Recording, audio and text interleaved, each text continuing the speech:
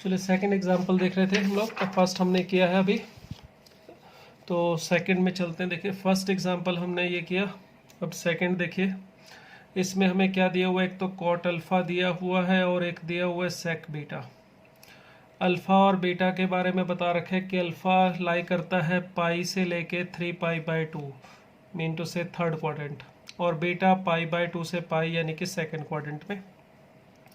हमें वैल्यू ढूंढने के लिए कहा है tan अल्फ़ा प्लस बीटा की, और ये भी बताना है कि कौन से क्वाड्रेंट में अल्फ़ा प्लस बीटा लाई करेगा।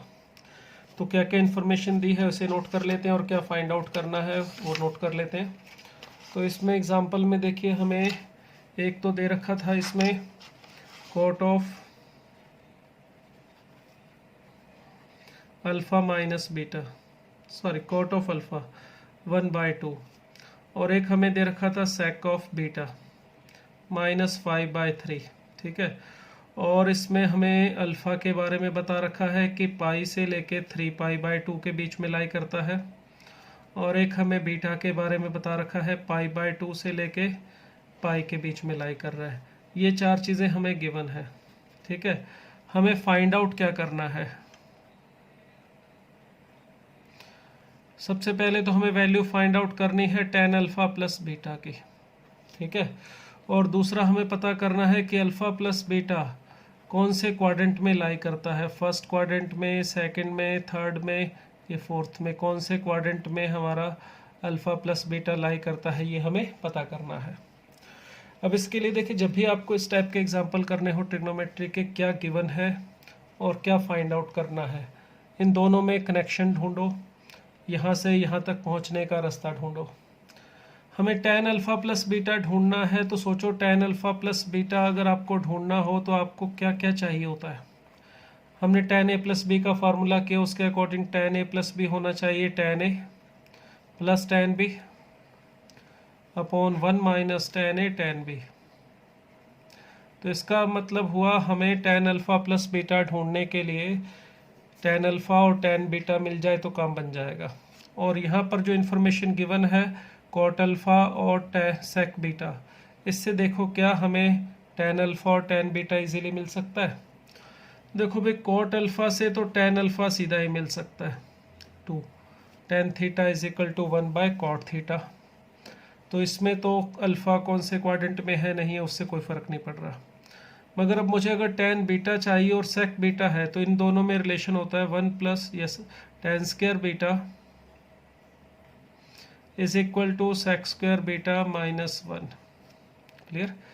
तो इससे अगर हम फाइंड आउट करें सेक स्क्वायर बीटा -1 करेंगे तो 25/9 -1 यानी 16/9। तो tan स्क्वायर बीटा की वैल्यू 16/9 मिल रही है। तो tan बीटा कितना होना चाहिए, ±4/3। क्लियर। मगर कौन सा लेना है, दोनों वैल्यू लेंगे तो अलग अलग करके दो आंसर आने चाहिए। बट बीटा हमें दे रखा है π/2 से पाई, यानी कि beta lies in second quadrant. अगर बीटा सेकंड क्वाड्रेंट में है तो हमें पता है सेकंड क्वाड्रेंट में जो tan होता है, क्या रूल होता है, कौन सा पॉजिटिव कौन सा नेगेटिव के लिए, आफ्टर स्कूल टू कॉलेज। तो सेकंड क्वाड्रेंट में अगर बीटा है π/2 और पाई के बीच में, मतलब सेकंड क्वाड्रेंट, तो tan की वैल्यू इस रीजन में नेगेटिव होती है। तो इसका मतलब tan बीटा की वैल्यू आप सिर्फ और सिर्फ -4/3 लेंगे, +4/3 नहीं लेंगे, ठीक है। ये सही आंसर है। अब अगर ये दोनों चीज़ें tan अल्फ़ा और tan बीटा हमें मिल गई, तो हम यहाँ पे इसको रख सकते हैं। इसको रखने पर हमें मिलेगा tan alpha that is 2 -4/3 upon 1 minus tan alpha that is 2, और tan बीटा 4/3 माइनस का तो प्लस हो जाएगा यहाँ पे, और एलसीएम अगर लेंगे तो देखिए 3 तो कैंसिल हो जाएगा, एलसीएम लेके ऊपर आ जाएगा 6 - 4 दैट इज़ 2, नीचे यहाँ पर आ जाएगा 3 + 8 दैट इज़ 11। तो tan alpha plus tan beta, इसकी वैल्यू हमने सिंप्लीफाई करके फाइंड आउट की 2/11। तो पहली चीज़ तो हमें यही पूछा गया था, tan अल्फ़ा प्लस बीटा की वैल्यू कितनी आएगी, ठीक है, तो ये आ रही है 2/11। अब उसके बाद ये भी पूछा गया था कि अल्फ़ा प्लस बीटा कौन से क्वाड्रेंट में लाई करेगा। अब इसको पता करने के लिए देखिए, अल्फ़ा लाई करता है पाई से लेके 3π/2 के बीच में, और बीटा है हमारा π/2 से लेके पाई के बीच में। तो इन दोनों का सम यानी अल्फ़ा प्लस बीटा लाई करना चाहिए 3π/2, एंड यहाँ पर सम करेंगे तो 5π/2। तो 3π/2 से 5π/2 सोचो कौन सा क्वाड्रेंट होना चाहिए। ये 0 से लेके 3π/2 तो यहाँ पर आ गया देखो, और 5π/2 इसका मतलब घूम के जाएंगे, यहाँ पे हमारे पास हो जाएगा 2π, और फिर यहाँ पर हो जाएगा 5π/2। तो ये हो जाएगा हमारा फर्स्ट एंड फोर्थ क्वाड्रेंट, ठीक है। अब अल्फ़ा प्लस बीटा इसके हिसाब से देखें तो या तो फर्स्ट में होगा या फोर्थ में, मगर यहाँ पे दिखाई दे रहा है tan अल्फ़ा प्लस बीटा की वैल्यू 2/11 दैट इज पॉजिटिव आ रही है। अगर अल्फ़ा प्लस बीटा होता हमारा फोर्थ क्वाड्रेंट में तो tan अल्फ़ा प्लस बीटा की वैल्यू आनी चाहिए थी नेगेटिव, क्योंकि फोर्थ क्वाड्रेंट में tan नेगेटिव होता। बट अब क्योंकि alpha plus beta tan alpha plus beta 2/11 positive आ रहा है, इसका मतलब ये हमारे पास इस क्वाड्रेंट में फर्स्ट क्वाड्रेंट में हो लाई करना चाहिए। तो ये वाली पॉसिबिलिटी ख़त्म होगी, तो हम कह सकते हैं कि alpha plus beta lies in first quadrant. Clear? तो इस तरह से हम वैल्यू भी ढूंढ सकते हैं और ये भी बता सकते हैं कि ये कौन से क्वाड्रेंट में लाई कर रहा है। तो ये था हमारा एग्जाम्पल नंबर 2। चलिए नेक्स्ट एग्जाम्पल पे चलते हैं, एग्जाम्पल नंबर 3। तो एग्जाम्पल नंबर 3 देखिए क्या था इसमें हमारे पास। एग्जाम्पल नंबर 3 में हमें अल्फ़ा प्लस बीटा की वैल्यू दे रखी है और हमें वैल्यू फाइंड आउट करनी है 1 + tan alpha into 1 + tan beta की, और प्रूव करना है कि वो कितना आना चाहिए 2 के equal. cot alpha minus 1 into cot beta -1, इसे भी हमने 2 के इक्वल प्रूव करना है। तो देखिए इसमें क्या कर सकते हैं। फर्स्ट पार्ट को देखते हैं। गिवन क्या है पहले ये सोचिए, alpha plus beta is equal to π/4, ठीक है। और हमें प्रूव क्या करना है, 1 + tan alpha into 1 + tan beta is equal to 2, ये प्रूव करना है। तो देखिए यहाँ से यहाँ तक का सफ़र कैसे तय करें। अब इसके लिए दो तरीके हैं, आप दोनों के ऊपर tan लगा सकते हो। तो tan alpha plus beta is equal to tan π/4 ऐसे लिख के इसे खोल सकते हो, कोई दिक्कत नहीं, इससे भी आंसर आ जाएगा। दूसरा तरीका आप इसको ऐसे भी लिख सकते हो π/4 माइनस अल्फ़ा, फिर ऊपर tan लगाना चाहो तो कोई दिक्कत नहीं है, tan beta is equal to tan of π/4 minus alpha. आपकी इच्छा है, दोनों में से जैसे चाहो कर सकते हो। अगर इस तरह से करोगे तो ये बनेगा tan alpha plus tan beta upon 1 minus tan alpha tan beta. tan a plus b का फार्मूला हम लगाएं और tan 45 की वैल्यू हमें पता है 1 होती है। अगर आप यहाँ से करना चाहते हो तो tan beta as it is, आपको मैंने एक फार्मूला और लिखवाया था tan 45 माइनस थीटा का, उसका यूज़ करो तो 1 माइनस tan थीटा यानी 1 minus tan alpha upon 1 plus tan alpha, ठीक है। अब इसके बाद अगर आप क्रॉस मल्टीप्लाई करेंगे इसको और एक तरफ कर ले, या इसको भी चाहो तो क्रॉस मल्टीप्लाई करो फिर एक तरफ कर लो, तो दोनों से एक ही चीज़ मिलेगी, tan alpha plus tan beta plus tan alpha tan beta -1 is equal to 0। यहाँ तक का आप सफ़र चाहे इस तरह से करो चाहे इस तरह, यहीं पहुँचोगे। अब जो प्रूव करना है उसमें देखिए 1 + tan alpha into 1 + tan beta 2 के इक्वल प्रूव करना है। तो या तो आप इन दोनों को मल्टीप्लाई करके देखो, ये चीज़ इस तरह से बना लो, या फिर यहाँ से वहाँ तक जाना है तो सोचो ये चीज़ कैसे आ सकती है। अगर यहाँ पे इन दोनों को मल्टीप्लाई करके देखें तो फैक्ट इसका प्रोडक्ट आना चाहिए 1 + tan alpha plus tan beta plus tan alpha tan beta. तो लगभग वैसे यहाँ दिखाई दे रहा, फ़र्क इतना सा यहाँ पर है 1 माइनस का, चाहिए किसका, प्लस का। तो अगर मैं इसको ऐसे कर लूँ tan alpha plus tan beta plus tan alpha tan beta plus 1 is equal to 2। एक ही बात है। हमने क्या किया, दोनों तरफ लेफ्ट और राइट हैंड साइड में +2 कर दिया है। अब इससे क्या होगा, अगर आप इन दोनों को इकट्ठा करो और इन दोनों में से टेन बीटा कॉमन निकालो तो देखिए क्या मिलेगा, 1 प्लस टेन अल्फा, और इन दोनों में से टेन बीटा कॉमन निकालने के बाद यहाँ पर भी मिल रहा है 1 प्लस टेन अल्फा, और देखिए ये मिला 1 plus tan alpha into 1 plus tan beta is equal to 2। ठीक है, हैंस प्रूव्ड। तो एक तो हमें ये प्रूव करना था फर्स्ट। एक और चीज़ प्रूव करनी थी हमने इसमें, cot alpha minus 1 into cot beta minus 1 is equal to 2। तो इसका प्रूव करने के लिए आपके पास फिर दो तरीके हैं। देखिए, एक तरीका तो ये है कि आप कॉट अल्फा प्लस बीटा और कॉट अल्फा माइनस बीटा का फार्मूला याद रखो, जो मैंने आपको नहीं बताया था क्योंकि उसकी ज़रूरत नहीं पड़ती है, इसलिए नहीं बताया। यहाँ पर भी मैं उसकी बिना हेल्प के कर सकता हूँ, कोई ज़रूरत नहीं है उस फार्मूले को याद रखने की। फिर भी अगर कोई याद रखना चाहता है तो मैं लिख देता हूँ यहाँ पे कॉट अल्फ़ा प्लस बीटा का फार्मूला भी और cot of alpha minus beta का फार्मूला भी। ये आप फार्मूला बनाना चाहें तो बना सकते हैं। इसका फार्मूला होता है cot beta minus cot alpha upon 1 plus cot alpha cot beta. ठीक है, ये cot of alpha minus beta का फार्मूला होता है। ओह सॉरी, उल्टा लिख दिया मैंने, ये ऊपर था, मुझे भी याद नहीं रहता क्योंकि काम नहीं पड़ता इसका। ठीक है, सही करके लिख देता हूँ। ओके, इसका फार्मूला हमारे पास होता है 1 plus cot alpha cot beta upon cot beta minus cot alpha. ये कॉट अल्फ़ा माइनस बीटा का है, मुझे भी बहुत कम ही याद रहता है क्योंकि मैं इसे यूज़ नहीं करता हूँ। आपको भी ज़रूरत नहीं है इसको करने के, आप इसके बिना भी कर सकते हैं। मैं सिर्फ आपको बता रहा हूँ, अगर आप कभी यूज़ करना चाहो तो इसको कर सकते हो।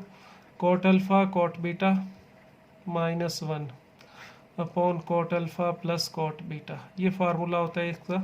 अगर आपको ये प्रूव करना है तो आप इसके ऊपर, जैसे हमने alpha plus beta is equal to π/4 लिया था, ऊपर 10 लगाया था, अब 10 लगाने की बजाय कॉट लगा लीजिए। फिर इसी तरह से कॉट अल्फ़ा प्लस बीटा का फार्मूला खोलने के बाद क्रॉस मल्टीप्लाई करेंगे तो जैसे ये 10 में मिल रहा था वैसे ही आपको कॉट में मिल जाएगा। मगर मैं कह रहा हूँ कि इनकी ज़रूरत नहीं है क्योंकि ये जो कॉट वाले एग्जाम्पल होते हैं वो 10 के फार्मूला से ही हो जाते हैं। 10a plus b 10a minus b का फार्मूला ही काफ़ी रहता है उनको करने के लिए। कैसे, देखिए यहाँ तक तो आप एज इट इज़ चलिए। ठीक है, अब यहाँ तक एज इट इज़ जाने के बाद हम क्या करेंगे, हमें कॉट में चाहिए फार्मूला और यहाँ पर 10 में है, तो यहाँ तक तो सफ़र सेम रखिएगा। 10 का फार्मूला लगाया, क्रॉस मल्टीप्लाई किया। अब हमें क्योंकि कॉट चाहिए तो 10 अल्फ़ा की जगह लिख लो cot alpha 1 upon cot alpha, 10 beta की जगह 1 upon cot beta, 1 upon cot alpha cot beta minus 1 is equal to 0। ठीक है, अब आप इसका एलसीएम लेके और माइनस कॉमन निकाल लीजिएगा तो हमें मिलेगा cot alpha cot beta minus cot alpha minus cot beta minus 1 is equal to 0, ये मिल जाएगा। ठीक है, इसी में यहाँ पर +1 चाहिए तो उसके लिए फिर वही कहानी, दोनों तरफ 2 ऐड कर देना। अब वही सेम फैक्टराइजेशन आप करोगे तो इसके factor 1 cot alpha minus 1 into cot beta minus 1, इसी तरह से फैक्टर मिल जाएंगे। तो ये हमारा सेकंड रिजल्ट भी प्रूव हो जाएगा। तो 10 वाले रिजल्ट से ही आप कॉट वाला रिजल्ट बना सकते हो। ठीक है, इसके लिए कोई ज़रूरत नहीं है आपको 10 का कॉट का formula, cot a plus b और कॉट ए माइनस बी का फार्मूला याद रखने के। अगर रखना चाहो तो ये मैंने लिखवा दिए हैं आपको, आपकी इच्छा है आप इससे भी कर सकते हो। ठीक है, ये फार्मूले लिखे हुए हैं, चेक कर सकते हो, मगर मैंने देखिए इसका प्रूव करने में इसकी कोई हेल्प नहीं ली है। चलिए इसी तरह से एक और एग्जांपल देखते हैं। एग्जांपल नंबर, ये 4th था मगर 4th को करते, 4th को इसके 5th के बाद करवा देता हूँ। पहले 5th देखते हैं फिर देखेंगे 4th। ठीक है, वो इसलिए क्योंकि देखिए इसमें भी एक से 10 का रिजल्ट है और एक है कॉट का रिजल्ट, दोनों में प्रूव करना है। तो कैसे करेंगे देखिए, तो ये जो 5th वाला है इसको मैं यहाँ लिख देता हूँ क्या क्या प्रूव करना है। क्वेश्चन नंबर 5, इसमें हमें कहा है प्रूव दैट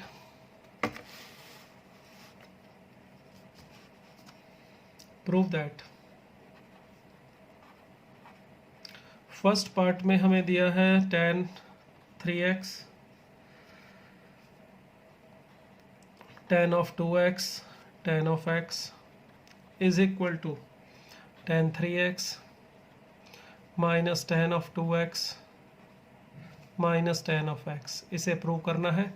और इसके साथ सेकंड एक रिजल्ट कॉट में है, उसमें प्रूव करना है cot x cot of 2x minus cot of x cot 3x minus cot of 2x cot 3x is equal to 1। तो ये दो रिजल्ट्स हैं। अब इसमें और इसमें क्या अंतर है देखो, इसमें अल्फ़ा प्लस बीटा हमें दे रखा था π/4, अल्फ़ा और बीटा में रिलेशन था हमारे पास, और फिर हमने उस रिलेशन का यूज़ किया। अल्फ़ा प्लस बीटा π/4 था, ऊपर tan लगाया, tan a प्लस बी का फार्मूला लगाने के बाद क्रॉस मल्टीप्लाई किया, फिर इस तरह से रिजल्ट जो हमें चाहिए था मिल गया। ठीक है। अब इसमें देखिए जो हमने करना है फिफ्थ वाला पार्ट, ये वाला जो मैंने यहाँ लिख लिया है, इसमें ये रिलेशन हमें दे नहीं रखा है मगर आपको ढूंढना पड़ता है। जैसे यहाँ 3x दिखाई दे रहा है, 2x है और x है, तो इन तीनों में कोई रिलेशन है जो आपको पकड़ के इसे सॉल्व करना होगा। तो रिलेशन साफ साफ दिखाई दे रहा है यहाँ पे कि 3x है, एक 2x है और एक x है। तो 3x को आप 2x प्लस x लिख सकते हो या आप 2x को 3x माइनस x लिख सकते हो, आपकी इच्छा है। अगर ये लिखे और इसके ऊपर tan अप्लाई कर दें तो tan 3x is equal to होना चाहिए tan of 2x plus x। हमें क्या करना है, हमें इस तरह की चीज़ें सोचनी है कि कहाँ से आ जाएंगी। 3x 2x x, ऐसे कई एग्जाम्पल आपको मिलेंगे जिसमें से 3x 5x 8x दे दिया, इसमें 3x 4x 7x दे दिया, उनका आपस में कनेक्शन होगा। बस उस कनेक्शन को पकड़ो और स्टार्ट करना है, इसमें और कुछ भी नहीं है। अगर इसमें हम इसको खोल दें तो हमें मिलेगा tan of 3x is equal to tan of a plus b का फार्मूला लगा रहे हैं, tan of 2x plus tan of x upon 1 minus tan 2x into tan of x। ठीक है। और अगर वही सेम कहानी क्रॉस मल्टीप्लाई करें तो मिलेगा tan 3x minus tan of x tan 2x tan 3x, ये इन दोनों का प्रोडक्ट करके मिल रहा है। और इज इक्वल टू में यहाँ पे मिलेगा tan 2x plus tan of x। तो बस रिजल्ट आ गया। आपको ये वाली जो साइड टर्म है इसको उठा के उधर ले जाना और इसे लेफ्ट साइड लाना है, तो मिल जाएगा tan 3x minus tan 2x minus of tan x is equal to tan 3x tan 2x tan x। देखिए सिंपल सा काम है। ठीक है। तो ये हमने tan वाला प्रूव कर लिया। अब सेकंड वाला जो रिजल्ट है कोट वाला, अगर इसे प्रूव करना है तो इसके लिए भी देखिए एक तो तरीका वही है कि ये रिलेशन पकड़ो 3x is equal to 2x plus x और इसके ऊपर कॉट अप्लाई कर दीजिए। cot 3x is equal to cot of 2x plus x, तो जिससे cot a प्लस b का फार्मूला लगा के आपको ये वाला रिजल्ट मिल जाएगा। अगर फार्मूला याद नहीं है तो कोई बात नहीं, आप इसी से भी वो काम चला सकते हो। tan वाला रिजल्ट बनाया, अब आपको चाहिए cot में, तो ये फर्स्ट वाला रिजल्ट तो हमारा ये आ चुका है। अब इसी से मैं सेकंड बना देता हूँ। देखिए tan 3x को लिखूँगा मैं 1 अपॉन cot 3x, इसे 1 अपॉन cot ऑफ 2x, इसे 1 अपॉन cot ऑफ x, और इसी तरह से इसको 1 upon cot of x cot 2x and cot of 3x। अब आपको कुछ नहीं करना, एलसीएम लेना है, सिंप्लीफाई करना है, तो यहाँ पर मिलेगा cot of x cot 2x, यहाँ पर आ जाएगा cot of x cot 3x, यहाँ पर मिलेगा cot of 2x cot of 3x और इज इक्वल टू 1। ये दोनों तरफ से कैंसिल आउट होने के बाद ये देखिए सेकंड रिजल्ट आ गया। तो कॉट वाले जो इस टाइप के रिजल्ट होंगे उसके लिए आप cot a plus b cot a minus b का फार्मूला भी यूज़ कर सकते हो। नहीं याद है तो कोई बात नहीं, tan वालों से भी वो रिज़ल्ट एज इट इज़ बन जाते हैं। तो ये हमने फिफ्थ किया, उम्मीद है ये क्लियर हो गया होगा, कोई समस्या नहीं होगी इसमें। चलिए एक फोर्थ एग्जाम्पल जो हमने अभी छोड़ा था बीच में उसको देखते हैं। हमने यहाँ पे इसकी वैल्यू ढूंढनी थी n की। जो क्वेश्चन नंबर 4 था इसमें हमें ये प्रोडक्ट दिया हुआ है 1 + 10 1 डिग्री, 1 + 10 2 डिग्री, 1 + 10 3 डिग्री और 1 + 10 45 डिग्री, और ये दिया हुआ है 2 पावर n के इक्वल, और हमें n को फाइंड आउट करने के लिए कहा गया है। चलिए लिख लेते हैं इसको भी एक से। हमें 1 + 10 1 डिग्री, 1 + 10 2 डिग्री, 1 + 10 3 डिग्री,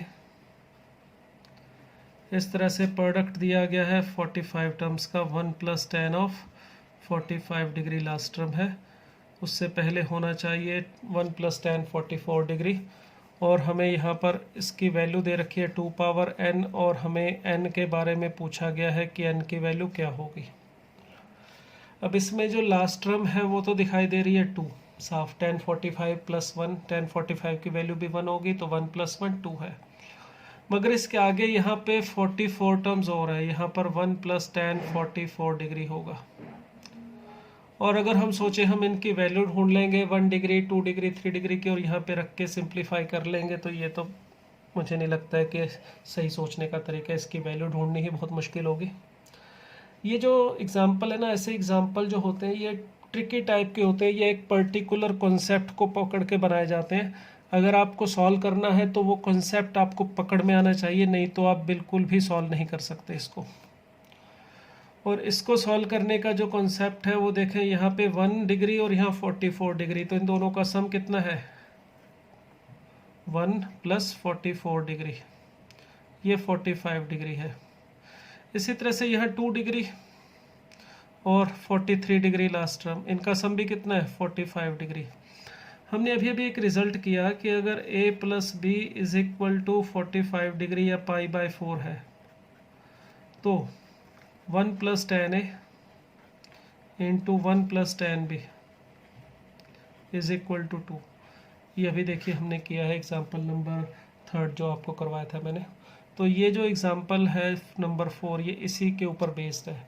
अगर आप इस ट्रिक को, इस कॉन्सेप्ट को पकड़ पाओगे तो ये एग्जाम्पल नंबर 4 आप कर पाओगे, नहीं तो नहीं कर सकते, किसी भी हाल में ये इसके बिना नहीं हो पाएगा। तो अगर हम यहाँ पे इसे a समझें और इसको b, 1 को 1 डिग्री को a और 44 डिग्री को b, तो a + b = 45 डिग्री, ये दोनों के लिए कंडीशन ट्रू है। तो 1 + 10 1 डिग्री, 1 + 10 44 डिग्री, ये इस कंडीशन के अनुसार 1 + 10 a 1 + 10 b बन रहे हैं। और अगर a + b 45 है तो 1 + 10 a × 1 + 10 b की वैल्यू कितनी होनी चाहिए 2। इसका मतलब फर्स्ट और सेकंड लास्ट टर्म का जो प्रोडक्ट है वो हो जाएगा 2। सिमिलरली यहाँ पर ये सेकंड और second last 2 degree and 43 degree, इन दोनों का सम भी 45 है, तो इस तरह से इन दोनों का प्रोडक्ट भी 2 होगा। इसी तरह से 2 2 2 बनता जाएगा। और यहाँ पर ये 2 तो है हमारा लास्ट वाला, ये वाली वैल्यू, ये तो लास्ट टर्म है।